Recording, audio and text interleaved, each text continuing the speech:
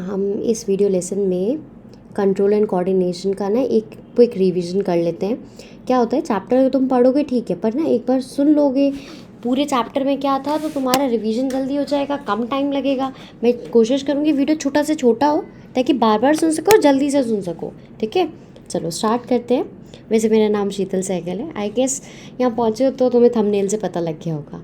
चलो स्टार्ट करते हैं। रिसेप्टर्स क्या होते हैं? सबसे पहले रिसेप्टर्स ना स्पेशलाइज स्टेप होती है नर्व फाइबर की। ये इन्फॉर्मेशन कलेक्ट करते हैं और कंडक्ट करते हैं नर्व्स के थ्रू।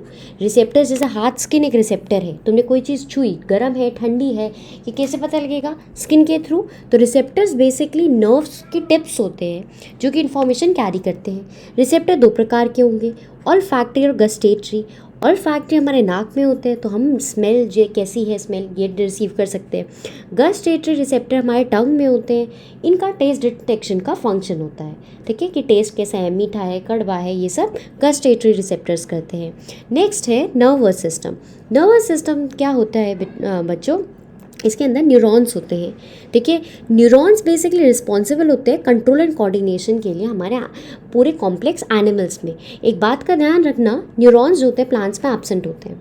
अगर हम बात करें न्यूरॉन के फंक्शन की, न्यूरॉन का फंक्शन होता है कि ये इन्फॉर्मेशन रिसीव करता है इन्वायरमेंट से।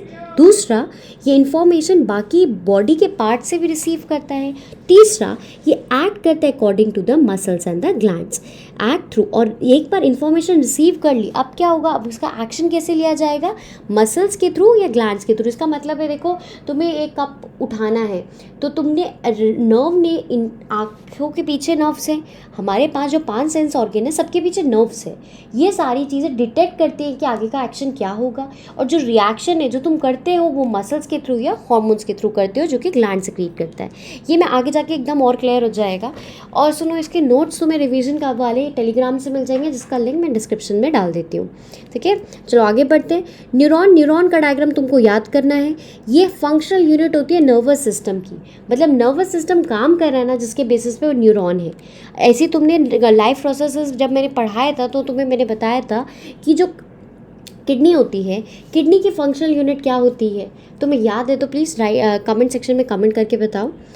देखो, न्यूरॉन की एक बार बॉडी को स्टडी कर लेते हैं। ये वाली सेल बॉडी है, कोने कोने में डेंड्राइट होता है, ये बीच वाला पोर्शन एक्सन कहलाता है। न्यूक्लियस है, सेल है तो न्यूक्लियस होगा ही। हमारे आरबीसीज में न्यूक्लियस नहीं होता, बाकी हर सेल के हर पोर्शन में न्यूक्लियस होता है। फिर लास्ट में नर्व एंडिंग है।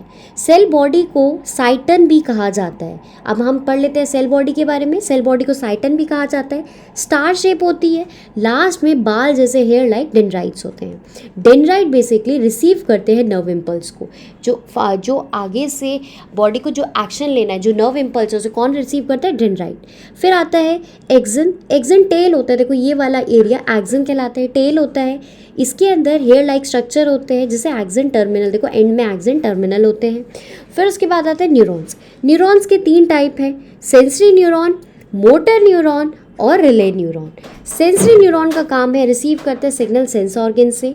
मोटर न्यूरॉन सेंड करता है signal to muscle and the gland. उल्टा काम करेगा, सेंसरी लेके आएगा, मोटर न्यूरॉन लेके जाएगा। फाइनली रिले न्यूरॉन आता है, ये इन दोनों के बीच का काम करता है, मतलब बीच में सिग्नल यहाँ से लेके यहाँ को पकड़ाता है। तो जितने भी 5 सेंस ऑर्गन है उसके पीछे सेंसरी न्यूरॉन है, ये सारा लेके आता है सिग्नल की बॉडी को करना क्या है। मोटर न्यूरॉन ये ब्रेन के पास लेके जाते हैं, ब्रेन बताता है हाँ भाई इसके बाद ये कर दो। मोटर न्यूरॉन फिर रिएक्शन करवाते हैं, ये एक्शन बताते हैं, और ये हमारी बॉडी जो रिएक्शन दे रही है वो बताता है। There is something wrong with my pen tab, अच्छे से काम नहीं कर रहा है। देखो फिर आता है साइनैप्स। साइनैप्स 2 न्यूरॉन के बीच का जंक्शन को साइनैप्स कहते हैं।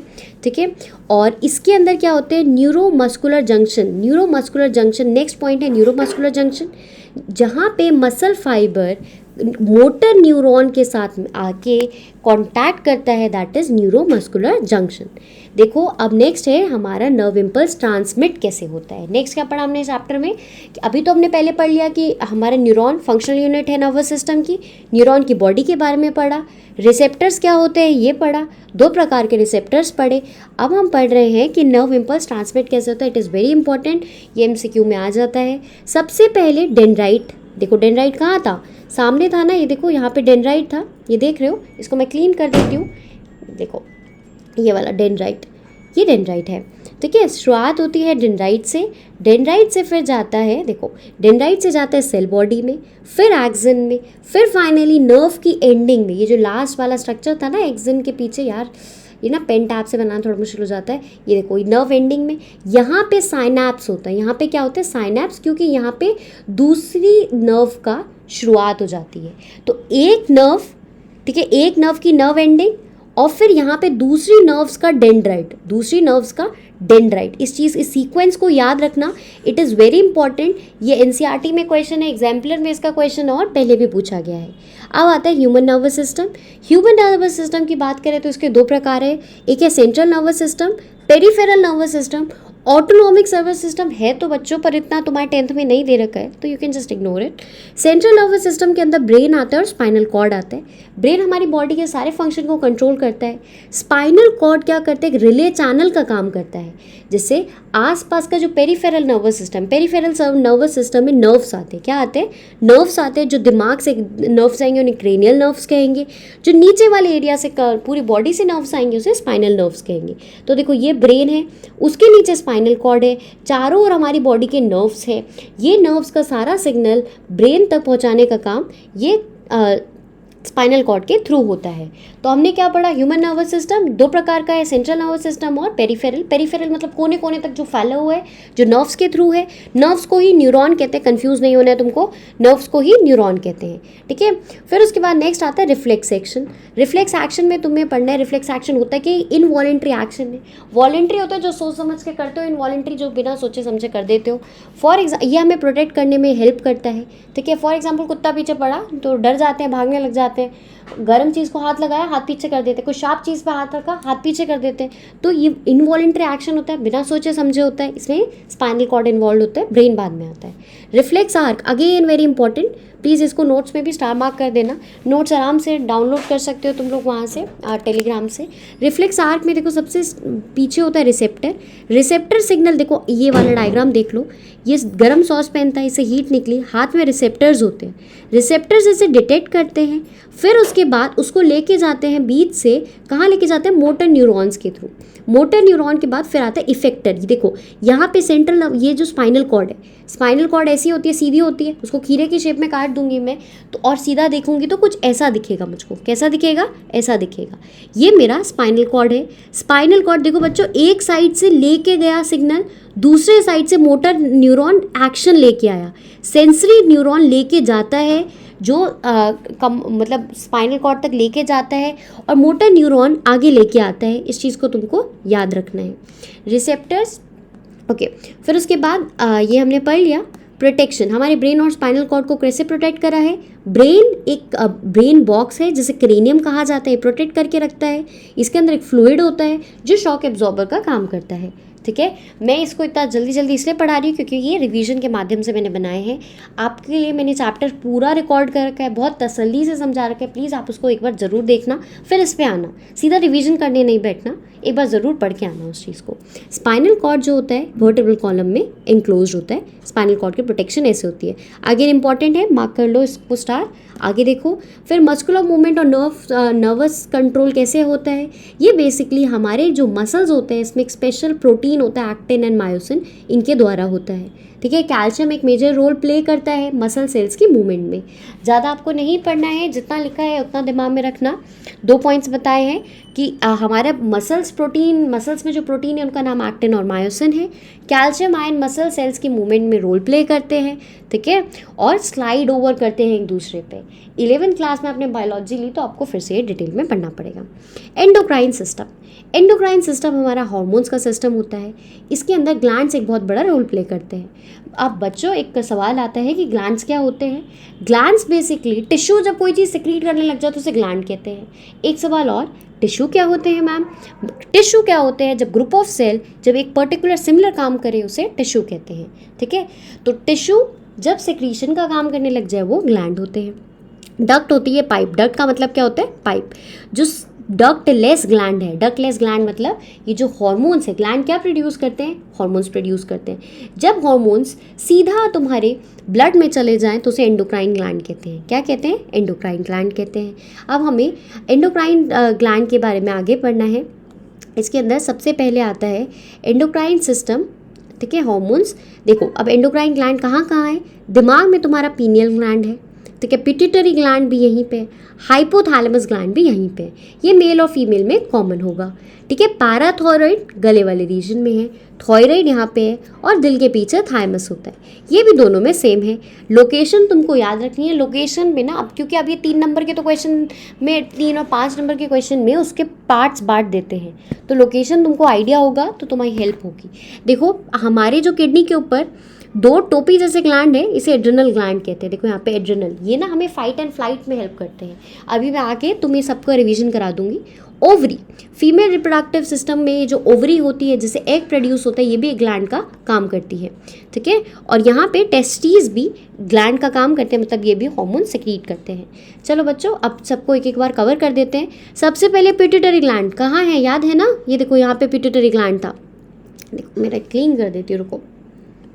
अच्छा कुछ समझ आए, मेरे द्वारा कुछ हेल्प हुई हो तो प्लीज़ सब्सक्राइब करना। सुनो आगे, पिट्यूटरी ग्लैंड, ये देखो यहाँ पे दिमाग में पिट्यूटरी ग्लैंड है। एक दिमाग में बात रखनी है आप लोग को कि इसे मास्टर ग्लैंड कहा जाता है। क्या कहा जाता है, मास्टर ग्लैंड कहा जाता है। दिमाग के बेस में होता है ब्रेन के, ग्रोथ हार्मोन को सिक्रीट करता है। क्या करता है, ग्रोथ हार्मोन को सिक्रीट करता है, जिससे TSH FSH को सिक्रीट करता है, ठीक है। और ओव्यूलेशन के थ्रू भी, ओव्यूलेशन जब एग प्रोडक्शन होता है, जब पीरियड्स की साइकिल में भी ये रोल प्ले करता है। थायराइड ग्लैंड नेक में होता है, क्या प्रोड्यूस करता है, थायरॉक्सिन, इंपॉर्टेंट है। कंट्रोल करता है हमारी बॉडी का ग्रोथ इन द बॉडी। हमारी बॉडी में हम जो खाना पीना खा रहे हैं उसका मेटाबॉलिज्म, हमारी बॉडी की ग्रोथ, ये सब कौन कंट्रोल करेगा, थायरॉक्सिन। कौन सेक्रेट करता है, थायराइड ग्लैंड। कहाँ होता है, नेक में। फिर आता है adrenal gland. Adrenal gland kidney के ऊपर होता है, अभी दिखाया था, देखो टोपी जैसे 2 ग्लैंड होते हैं, ये वाला और ये वाला, that is your adrenal gland.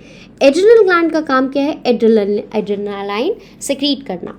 ये फाइट एंड फ्लाइट, देखो जब कोई दुविधा, जब कोई खतरनाक सिचुएशन आएगी तो इंसान 2 ही चीज़ें करता है, या तो वहाँ पे फाइट करेगा उससे, और उसके अगेंस्ट फाइट करेगा, या फिर वहाँ से भाग जाएगा, फ्लाइट कर जाएगा।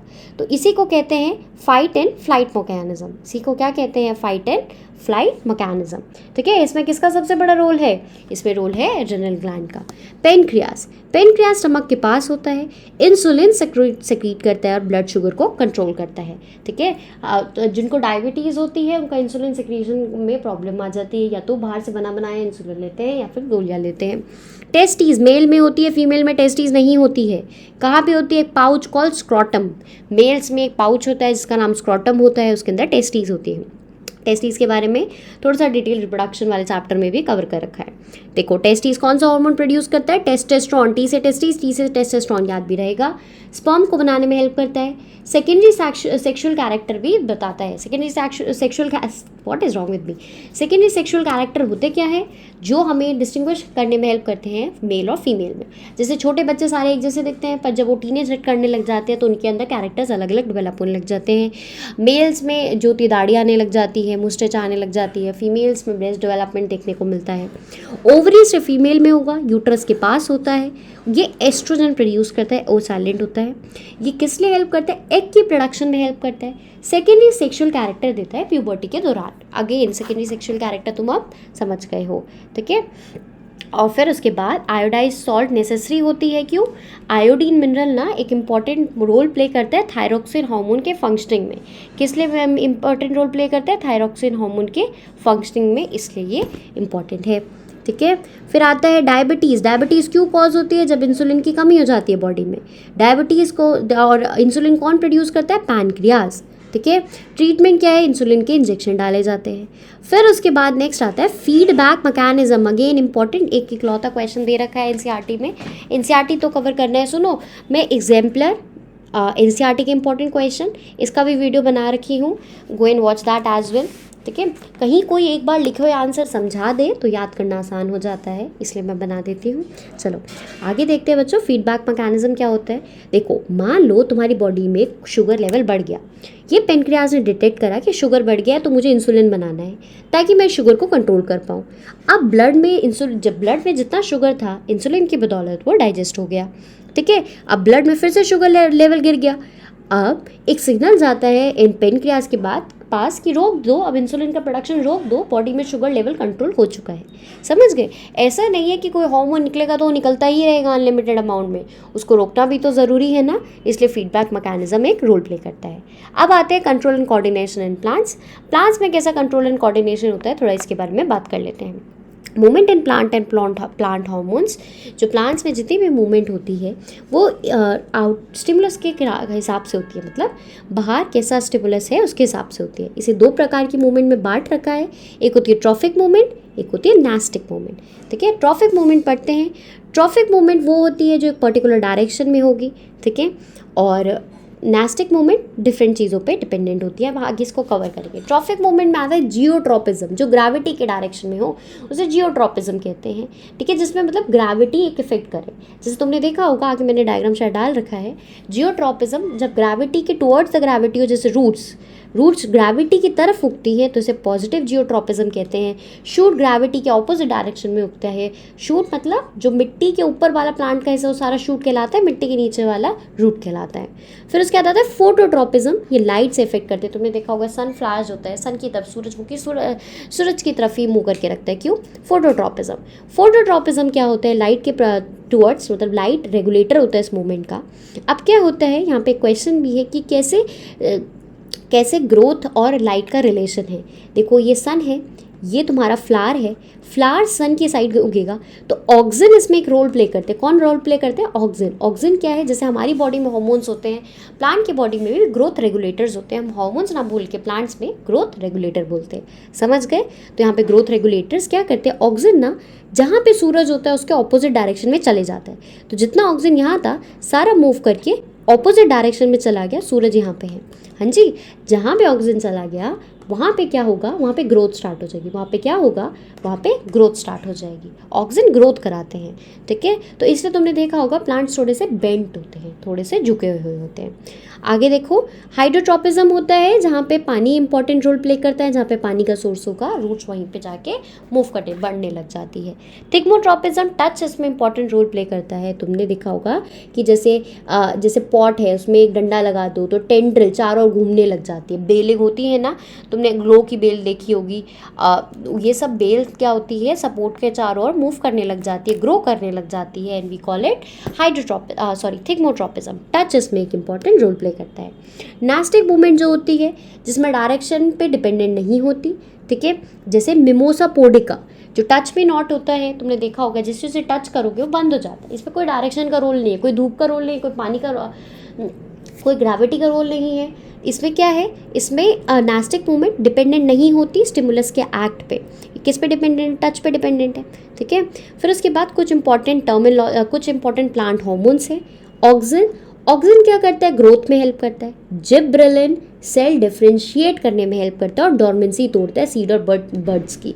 तुम्हें यही एज इट इज छोटे छोटे पॉइंट्स याद करने हैं। डॉर्मेंसी क्या होती है, देखो सीड है, सीड से बेबी प्लांट नहीं उग रहा पर वो सीड मतलब वाइबल है।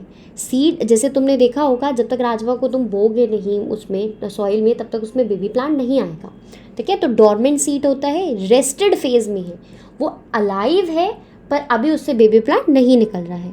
साइटोकाइनिन सेल डिवीजन को प्रमोट करता है। एब्सिसिक एसिड जो होता है प्रमोट करता है विल्टिंग और abscisic acid falling off leaves को, inhibition of the growth. Abscisic ये सब ग्रोथ करा रहे हैं बच्चों, ध्यान देना। ऑक्सीजन, जिब्रेलिन, साइटोकाइनिन सब ये सब ग्रोथ कराते हैं, वेरएज एब्सिसिक एसिड ग्रोथ को रोकता है, ठीक है। और ये फॉलिंग ऑफ द लीफ को प्रमोट करता है कि अब चलो अब ये लीफ पुराना हो गया है, इसका फॉल होना ज़रूरी है। Next is tropism, growth movement of the plant that determine direction of the stimulus. Nastic, अच्छा, एक डायरेक्शन पे डिपेंडेंट होती है, एक डायरेक्शन के इंडिपेंडेंट होती है। ये सब हम पढ़ चुके हैं। This ends your revision of this chapter. एक बार फटाफट 2 मिनट में सुन लो हमने क्या क्या पढ़ा था। हमने शुरुआत की पहले नर्व से, रिसेप्टर से। 2 प्रकार के रिसेप्टर्स पढ़े, ठीक है। न्यूरॉन पढ़ा, न्यूरॉन फंक्शनल यूनिट होता है किसका, नर्वस सिस्टम का, उसका डायग्राम पढ़ा। नर्व इम्पल्स ट्रांसमिट कैसे होती है हमने ये पढ़ा, इसका फ्लो चार्ट तुमको याद भी रखना है, ये वाला transmission of the nerve impulse. फिर उसके बाद नेक्स्ट चीज़ हमने पढ़ी ह्यूमन नर्वस सिस्टम के बारे में, जिसके अंदर central nervous system, peripheral nervous system, autonomic nervous system आया। फिर आता है रिफ्लेक्स आर्क। रिफ्लेक्स आर्क के बाद हमने पढ़ा हमारे मसल्स की मूवमेंट कैसे होती है, हमारा ब्रेन और स्पाइनल कॉर्ड कैसे प्रोटेक्टेड है, एंडोक्राइन सिस्टम पढ़ा। नेक्स्ट हमने पढ़ा फीडबैक मैकेनिज्म। फीडबैक मैकेनिज्म के बाद सारे ग्लैंड्स को डिस्कस कर दिया। इसमें एक पार्ट रह गया ब्रेन, वो भी फटाफट अब हम कवर कर देते हैं। ब्रेन के पार्ट्स और किस पार्ट का क्या काम है। रुको, पार्ट रह गया था पहले तो ब्रेन का। देखो ये आगे वाला मस्तिष्क फोर ब्रेन है, ठीक है। यहाँ पे हाइपोथैलेमस है, हार्मोन्स में हमने पढ़ लिया है। पिट्यूटरी ग्लैंड देखो छोटा सा मटर जैसा ग्लैंड है। फिर ये वाला पोर्शन जो है हमारा हिंड ब्रेन का है, इसमें पॉन्स, मेडुला और सेरेबेलम आता है। देखो एक सेरेब्रम है, एक सेरेबेलम है। बेलम पीछे है, ब्रम आगे है। क्रेनियम ब्रेन बॉक्स को कहते हैं। और ये वाला ब्रेन हमारा मिड ब्रेन है। यहाँ तक कोई प्रॉब्लम नहीं हुई। आप देखो आगे देखते हैं।